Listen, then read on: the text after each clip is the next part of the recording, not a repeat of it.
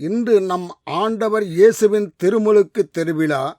இது திருமுழுக்கு யோவானையும் அருள் திருவாக்கிய பெருவிழா. இன்று நம் ஆண்டவர் இயேசுவின் திருமுழுக்கு திருவிழா. இது திருமுழுக்கு யோவானையும் அருள் திருவாக்கிய பெருவிழா. ஆண்டவரின் திருமுழுக்கால் நீண்ட வரத்தை பெற்றது யோர்தான் ஆறு. ஆண்டவரின் திருமுழுக்கால் நீண்ட வரத்தை பெற்றது யூர்தான் ஆறு. சோர்டானுக்கும் இந்த ஆறுதான் போடுகிறது சோறு. ஆண்டவரின் திருமுழுக்கு அபிஷேகம் செய்ய தூய ஆவி புறா வடிவில் வந்தார். தூய ஆவியின் துணையோடு நம் ஆண்டவர் தீய ஆவியை வென்றார். கருத்தரித்தது தூய ஆவிதான். கருத்தரித்தது தூய ஆவிதான். இதில் மரியன்னையின் மகத்துவத்தை உணராதவர் பாவிதான். திருமுழுக்கு பெற்ற நம் ஆண்டவரை தூய ஆவி பாலைவனத்துக்கு அழைத்தார். திருமுழுக்கு பெற்ற நம் ஆண்டவரை தூய ஆவி பாலைவனத்திற்கு அழைத்தார். உலகின் மாயாவியான தீய ஆவியை வெல்லத்தான் தூய ஆவியும் உழைத்தார். அலகை வென்று உலகை மீட்க பாலைவனத்தில் உண்ணா நோன்பிருந்தார் அன்னாவின் பேரன். அலகை வென்று உலகை மீட்க பாலைவனத்தில் உண்ணா நோன்பிருந்தார் அன்னாவின் பேரன். இவரல்லவோ உலகை மீட்க இரத்த வேர்வை வடித்த சுத்த வீரன். உலகை வென்று உலகை மீட்க பாலைவனத்தில் உண்ணா நோன்பிருந்தார் அன்னாவின் பேரன்.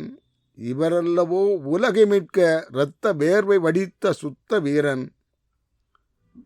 நம் ஆண்டவர் திருமுழுக்கு பெறும் பொழுது வானத்திலிருந்தே இவரே என் அன்பான மகன் என்று கடவுளின் பண்பான குரலொலி கேட்டது. நம் ஆண்டவர் திருமுழுக்கு பெறும்போது வானத்திலிருந்து இவரே என் அன்பார்ந்த மகன் என்று கடவுளின் பண்பான குரலொலி கேட்டது. அது மனிதனுக்கும் கடவுளுக்கும் உள்ள உறவை பிரித்த பறவை நாகத்திற்கு வைத்த வேட்டது. நம் ஆண்டவர் திருமுழுக்கு பெறும்போது வானத்திலிருந்து இவரே என் அன்பார்ந்த மகன் என்று கடவுளின் பண்பான குரலொலி கேட்டது. அது மனிதனுக்கும் கடவுளுக்கும் உள்ள உறவை பிரித்த பறவை நாகத்திற்கு வைத்த வேட்டது. நாம் யமனிடம் பட்ட கடனை தேவ மகன் வந்து அடைக்கப் போகிறார்.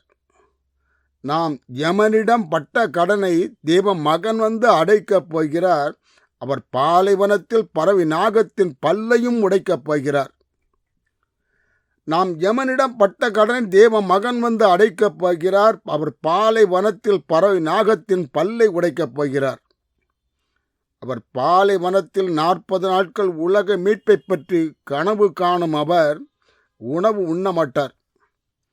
அவர் பாலைவனத்தில் 40 நாட்கள் உலக மீட்பை பற்றி கனவு காணும் அவர் உணவும் உண்ணமாட்டார். விண்ணை பற்றி எண்ணும் அவர் தன்னை பற்றியும் எண்ணமாட்டார்.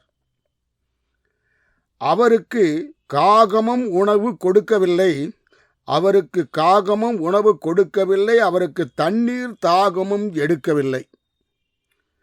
அவரின் சிந்தனையெல்லாம் இறை தந்தையை சுற்றி வட்டமடித்தது. அலகையோ அவருக்கு நிந்தையை தன்று அவரை சுற்றி கொட்டமடித்தது. அவருக்கு காகமும் உணவு கொடுக்கவில்லை. அவருக்கு தண்ணீர் தாகமும் எடுக்கவில்லை. அவரின் சிந்தனையெல்லாம் இறை தந்தையை சுற்றி வட்டமடித்தது.